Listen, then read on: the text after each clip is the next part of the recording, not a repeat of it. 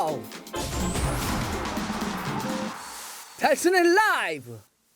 이 경기 되게 재밌을 것 같아요. 또 다른 유럽 챔피언스 리그 경기인 바르셀로나와 파리가요, 다가오는 새벽 5시에 맞대결을 펼치게 됩니다. 경기 보기에는 아주 환상적인 그런 시간대인데 결국 놓쳐서는 안 돼. 그런 승부가 될 것 같습니다. 이번 유럽 챔피언스 리그 16강 매치업 중에 가장 강력한 팀들 간의 맞대결 아니냐, 이런 평가까지 지금 듣고 있죠. 16강 1차전 경기인데요. 첫 번째 맞대결은 바르셀로나 홈인 깜누에서 이제 펼쳐지게 됩니다. 이름값만 놓고 보더라도 이 두 팀의 맞대결은 정말 놓쳐서는 안 돼. 그런 승부가 좀 되겠죠. 유럽 챔피언스 리그에서 그동안 5번이나 우승을 차지한 또 바르셀로나, 그리고 지난 시즌 결승에 진출하면서 팀 역사상 챔피언스 리그 역대 최고 성적을 얻었던 이 파리 간의 대결이기도 합니다. 그러고 보니까 두 팀은 또 챔피언스 리그 역사상 그 토너먼트에서 아주 극적인 승부를 막 많이 펼쳐져 왔었죠. 물론 파리에게는 좀 기억하고 싶지 않은 그런 기억이 될 텐데, 스타 플레이어들도 정말 많습니다. 별들도 아주 수두룩하다고 할 수 있겠는데, 그 중에서도 역시 바르셀로나의 리오넬 메시, 그리고 파리의 킬리안 음바페, 이 두 선수의 어떤 이름값을 놓고 보더라도 와, 진짜 대단하다 이럴 수 있겠죠. 두 선수는 다 시대의 아이콘이라고 볼 수 있습니다. 리오넬 메시가 그동안의 어떤 축구의 시대를 쫙 이끌어왔었다고 한다면, 그 뒤를 이어서 또 하나의 시대를 이끌어갈 선수가 이제 음바페이기도 하고, 또 흥미로운 거는 두 선수가 약간 이적 썰과 관련해서 좀 물려있죠. 리오넬 메시는 모르겠습니다. 다가오는 여름 이적 시장 때 떠날지 바르셀로나 남을지 모르겠지만, 만약에 떠난다고 한다면 여러 팀들이 좀 대상인데 그 중에 하나가 이번에 맞붙게 될 파리잖아요. 얼마 전에 그러고 보니까 권위지인데 프랑스 풋볼지에서 리오넬 메시를 이렇게 파리 옷 입혀가지고 딱 합성한 것 때문에 한번 난리가 좀 났어요. 다른 데도 아니고 이렇게 권위지에서 그런 합성을 한단 말이야? 그런 이적서를 내보낸단 말이야? 이런 게 좀 술렁술렁 거렸죠. 이적이라고 하는 건 아무도 모르긴 하겠지만, 지금 파리의 카타르 자본 쪽에서 리오넬 메시를 굉장히 강력하게 원하고 있다고 해요. 어떤 그동안 메시라고 하는 최고의 선수를 팀에 한번 딱 보유하고 싶어, 이런 마음도 있고, 챔피언스리그 우승하려면 진짜 메시와 같은 선수가 있어야 되는 거 아니야? 이런 어떤 욕구와 갈망들이 있어가지고 계속해서 이제 메시에 대한 그런 의지들이 있다고 그러고요. 근데 또 이제 음바페 같은 경우도 묘한 게, 만약에 메시가 들어가게 된다면 그 자리는 음바페가 떠나면서 빈자리에 들어갈 것이다, 이런 이야기도 나오고 있습니다. 음바페가 이제 파리하고의 계약 기간이 한 1년 반? 내년 6월까지니까 이 정도 남아있는데, 이번 여름에 레알 마드리드로 떠날 수도 있다, 이런 얘기가 나오고 있잖아요. 물론 이적은 모릅니다. 끝까지는 보긴 해야 되겠지만, 그래서 음바페가 만약에 레알로 떠나게 되면 이렇게 바통 터치를 해가지고 메시가 그 자리를 들어오면, 이제 이런 어떤 변화들이 있을 수 있다, 이런 막 썰들이 막 이뤄지는 가운데 있어서 맞대결을 딱 하니까 와, 재밌겠다, 어떻게 될까, 이런 이제 관심이 더 큰 거죠. 이런 가운데 두 팀은 진기록에 좀 도전하고 있기도 합니다. 바르셀로나는 정말 그 챔피언스 리그의 DNA라고 할까요? 무려 14시즌 연속 챔피언스 리그 8강 이상 진출을 노리고 있습니다. 몇 시즌만 이상으로 이렇게 쭉 챔피언스 리그 토너먼트 계속 올라가는 것도 쉽지 않을 텐데, 이번 시즌까지 14시즌 연속해서 노리고 있다라고 하니까 8강 진출 이상을, 진짜 바르셀로나 대단하고요. 파리 같은 경우도 현재 딱 놓고 보면 과거에 올림픽 리옹이 세웠던 9시즌 연속 16강 진출을 이번 시즌 딱 해낸 겁니다. 그래서 동률을 이뤘는데, 이제 이것까지 동률을 해낸 거고, 이번을 통해서 프랑스 팀으로는 처음 유럽 챔피언스 리그 2시즌 연속 결승에 올라가겠다, 이런 이제 목표를 세워놓고 있습니다. 그래서 이런 서로의 어떤 진기록들이 어떤 식으로 충돌할지 또 볼 수 있는 그런 대결이라 볼 수 있겠고요. 흐름을 놓고 보면 두 팀 다 뭐라고 할까, 이거 아주 싹 좋다고 보긴 좀 어려워요. 서로가 약간 어려움들이 있다가 좀 흐름을 타고 이런 약간 왔다 갔다 하는 흐름입니다. 홈팀 바르셀로나를 놓고 보면 세비야와의 그 코파델레이 4강 1차전 때 졌잖아요. 근데 사실 그때 그거는 바르셀로나가 못하기도 했지만, 세비야가 너무 잘하더라고, 축구를. 예. 그러면 이제 그 경기는 좀 완패를 좀 당했는데, 물론 바르셀로나 그 경기는 진짜 수비, 움티티 막 중심으로 너무 수비가 요새 가장 큰 고민이죠, 바르셀로나가. 근데 이제 그 경기는 세비야에게 잡히긴 했지만, 그 다음에 알라베스와 경기 때 5대1로 이기면서 역시 바르셀로나다, 이런 평가를 좀 받았죠. 메시 역시 잘하더라고요. 메시가 중심돼가지고 멀티골 넣었고, 트링캉 또 피르포 이런 선들이 골을 넣으면서 대승을 좀 거뒀는데, 라리가만 따지면은 바르셀로나가 지금 7연승을 달리고 있습니다. 쭉 흐름을 타고 있는데 중간에 약간 좀 삐걱거리는 경기들이 좀 있어요.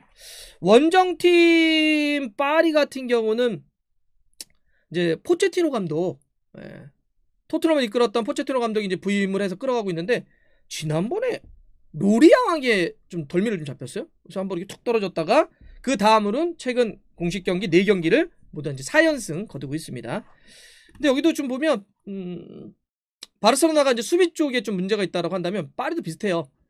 수비 쪽에서 미드필더 쪽에서 약간 빌드업을 할 때 자꾸 턴오버가 일어나면서 그 끊겨가지고 위기를 맞는 장면들이 있어가지고 이번에 어떻게 할까? 포체티노 감독이 그러고 보니까 파리 감독으로는 챔피언스리그 첫 경기를 치르게 되는 거네요. 자, 그럼 두 팀의 어떤 맞대결을 좀 놓고 보면 이거 바르셀로나가 파리의 약간 천적? 이런 그동안에 좀 흐름을 가져왔습니다. 파리 팬들로서는 정말 바르셀로나 지겨워 이럴 거고 바르셀로나 팬들로서는 야 뭐 파리는 뭐 우리의 자판기였어 막 이럴 수도 있는 그런 흐름인데 이런 겁니다. 2013년 8강, 2015년 8강, 2017년 16강 이때 두 팀이 만나가지고 토너먼트에서 와 정말 대단한 승부를 펼치면서 바르셀로나가 요 3번의 토너먼트 맞대결은 전부 다 이겼습니다. 결과적으로. 특히 아마 바르셀로나 팬들은 잊지 못할 이건 뭐 파리 쪽도 마찬가지겠지만 2017년 16강 정말 대단했던 승부죠. 이거는 유럽 챔피언스리그 역사 통틀어 놓고 보더라도 이런 대역전극 뭐 이런 얘기할 수 있습니다. 1차전 때는 파리가 4대0으로 이겼기 때문에 야 이 경기는 진짜 파리가 잡았다 했는데 2차전을 바르셀로나가 무려 6대1로 잡으면서 종합 스코어 해가지고 대역전 승기 바르셀로나에 이런 승부가 있어? 사실 이 패배가 파리 입장에서는 야 이거 어떻게 보강을 해야 되는 거야? 우리가 쓸 수 있는 카드 한번 다 불러 모아봐. 이랬던 어떤 그 카타르 자본에 충격을 줬던 그 패배이기도 합니다. 그렇게 최근에 만났던 토너먼트 챔피언스리그 3차례 맞대결은 모두 이제 파리가 지고 바르셀로나가 이기면서 다음 라운드로 좀 진출했었고 토너먼트에서 결과적으로 파리가 바르셀로나를 잡았던 거는 옛날입니다. 1994-95 시즌 때 8강에서 파리가 결과적으로 바르셀로나 잡았던 그 승리가 좀 유일합니다. 그리고는 토너먼트에서 파리가 이긴 적이 없죠. 자, 부상 변수는 서로가 좀 커요. 좀 큽니다. 이번 경기를 좌우할 수 있는 굉장히 중요한 포인트가 좀 될 것 같은데 바르셀로나 같은 경우는 뭐 안수파티가 오랫동안 좀 부상으로 빠져 있는 거고 쿠티뉴도 빠져 있는데 오른쪽 풀백인 세르지 로베르토, 그다음에 센터백인 아라우 빠진 게 좀 큽니다. 그다음에 공격 쪽에 이제 백업 스트라이커인 브레이스웨이트 같은 경우도 좀 빠져 있는데 지금 바르셀로나의 가장 큰 고민은 이제 수비잖아요. 정말 극악에 가까운 그런 수비라고 볼 수 있겠는데 아라우는 못 뛸 것 같고 지금 그러면 굉장히 관심이 뭐냐면 피케가 회복 단계에 있다고 하는데 피케가 뛸 거냐 못 뛸 거냐 이거 따라 굉장히 달라질 것 같아요. 그래도 피케가 뛴다면 몸 상태는 보긴 해야 되겠지만 무게감이 확 달라질 수는 있겠죠. 근데 피케가 못 뛴다고 한다면 그 랑글레 자리는 하나 있을 거고요. 그 자리 하나를 움티티 아니면 오른쪽 풀백을 함께 보는 민구에사를 해야 되는데 그러면 야 이게 파리를 상대로 해서 이거 건드릴 수 있을까 이런 고민들이 있습니다. 그래서 지금 피케가 들어오느냐 들어오지 못하느냐가 굉장히 바르셀로나 입장에서는 아주 중요하다 이렇게 말씀드릴 수 있겠고요. 파리도 부상 변수가 큰 게 이게 공격 쪽에 네이마르가 지금 부상으로 좀 빠져 있고 디마리아도 지금 부상으로 좀 뛸 수 없다는 거 아니에요. 이러면 음바페에 대한 의존이 클 수밖에 없고 뭐 베르나트도 좀 부상이라지만 확실히 파리의 부상 공백은 공격 쪽이 좀 큽니다. 그러면 이제 음바페가 이카르디라든지 모이스킨 뭐 베라티 이런 선수들과 함께 공격을 이끌어가긴 해야 되는데 전체적으로 조금은 좀 약하다 아니면 부상 여파도 있거나 조금 이게 핏 자체가 완벽하지 않다는 평가를 받고 있기 때문에 다른 선수들이 음바페가 집중될 가능성이 있어요. 특히나 이 경기는 어쨌든 원정 경기이기 때문에 카운터를 칠 텐데 그러면 엄청난 속도감에 음바페가 막 치고 들어가는 걸 해야 되는데 음바페의 개인적인 어떤 능력 이 자체가 굉장히 커지겠다 이런 생각이 좀 듭니다. 예상 선발 라인업을 놓고 보면 바르셀로나는 4-3-3을 쓸 것 같아요. 최전방에 이제 메시를 세우고 양쪽에 이제 그리즈만과 덴벨레를 세울 텐데 이제 그리즈만과 메시의 어떤 공존법이 좀 찾아진 것 같아요. 뭐 그리즈만을 뭐 왼쪽으로도 갖다 놓기도 해보고 반대쪽으로 돌려보기도 하고 전방에도 갖다 놓고 해봤는데 요즘 보면 이 그리즈만을 가운데로 옮겨서 자유로운 역할을 줍니다. 프리한 롤을 주면서 메시와 함께 거리를 가깝게 한 다음에 여기서 계속 원투를 주고받는 가까운 거리에서 두 선수가 중앙 쪽에서 프리한 상태에서 호흡을 맞추는 걸 줬는데 이게 좀 괜찮아요. 그다음에 좀 터지는 흐름으로 좀 가고 있고 메시가 그러니까 바로 앞섰던 알라베스와 경기 같은 경우는 뭐 최고였던 흐름을 좀 보여주기도 했었고 요즘은 또 덴벨레도 좋습니다. 요즘 사실 바르셀로나 경기 볼 땐 덴벨레 괜찮아요. 덴벨레가 오른쪽에 있지만 접고 들어와서 움직임을 하는데 최근에 연속 출전하면서 굉장히 흐름 자체가 좋은 이제 덴벨레입니다. 허리 쪽에서는 이제 페드리, 부스케츠, 프랭키 데용. 부스케츠는 이제 약간 휴식도 주기도 했었는데 이렇게 둘 것 같고